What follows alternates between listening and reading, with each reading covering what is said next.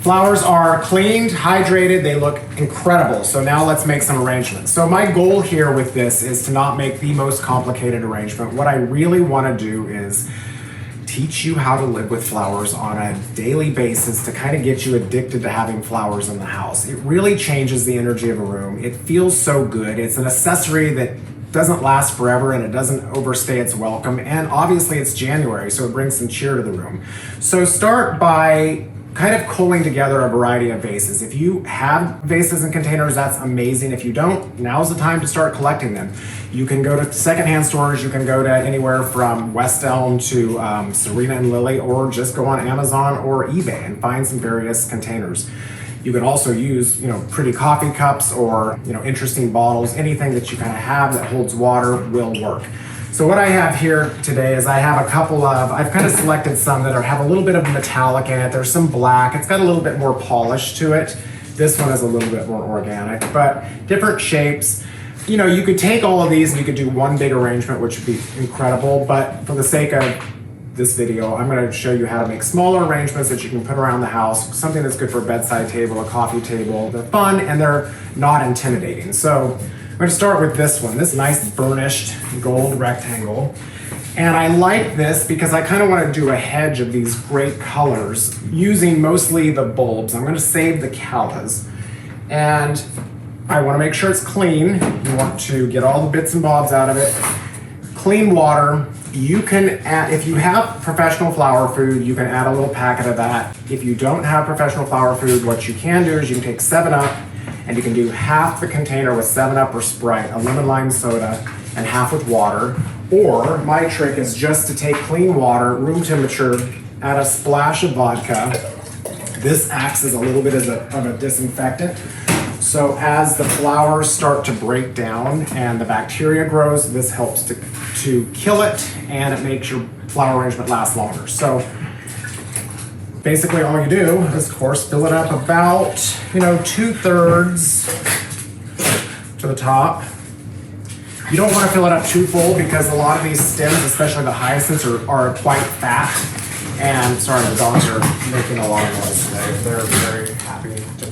You don't want to fill it too full because these, especially the hyacinths, they have really thick stems, and if you fill it too full, it's going to just splash over everywhere. So I'm going to actually start with the hyacinths. Now, the reason why I chose this vessel is because I want to leave this little, what I call it, a battery pack on, and this will actually work quite nicely. So, how difficult is it? You drop it in there. This is like the most simple arrangement you can do. And these are going to continue to grow and get really big and nice. So I think by just having 3 in there just like that, already that's so pretty. And I like this grassy foliage. I like how this kind of feels like, shoots of grass. It feels optimistic and springish. So that's a good start. Let me add some tulips in there. Now these have been nicely cleaned. They are also going to grow. I'm just going to give it a fresh cut. You can leave these a little bit long. You just want them to touch the bottom and just start stabbing them in here in various spots. They will grow and fill out.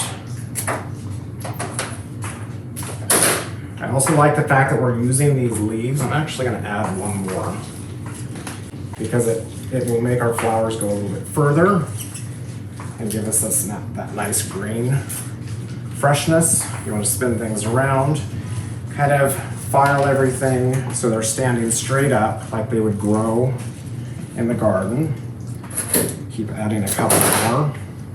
These rectangles are really nice for bulbs like this. So if you can find a vase of this shape, it's fun and it's really easy, and it supports the stems really nice. So let me add one more. Kind of different heights, in and out. You want it to look not too forced. You don't want it to be too packed. Already it's looking quite nice. Then I think I will take a few stems of my pretty little anemones. These are gorgeous at color. It's fabulous with that black center. I'm going to cut these a little bit lower and just gently slide them in. They can be almost nesting there at the base. Do another one here. So we're really kind of creating a little bit of a springtime garden. Now that I have a couple low, let's get a taller one. Do a few in the back. And one more.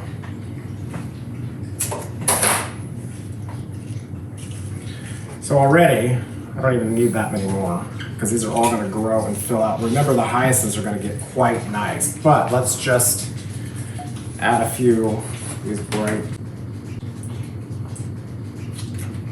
yellow ranunculus. This color contrast is so kind of hot and vibrant. And I'm just going to cluster these as a grouping of 3 as opposed to having them kind of be a little bit more polka dot. See, these colors are all more monochromatic, so having this little punctuation of the yellow is nice, just keeping it a little bit more grouped by itself as opposed to mixed in. And there you go, a very, very, very simple, very pretty and fresh arrangement that it's going to grow and last for 4, 5, 6 days. And you're going to notice it every morning. What you want to do is make sure you take this and fill it up with water, because these bulbs, they drink a ton of water. And why they drink so much is because they're still developing. So the tulips are going to open up, the hyacinths are going to open up, and the anemones are heavy drinkers anyway. So make sure you just always have this topped off every morning and have a lot of fun just watching this whole thing change and grow and develop and move over the coming days.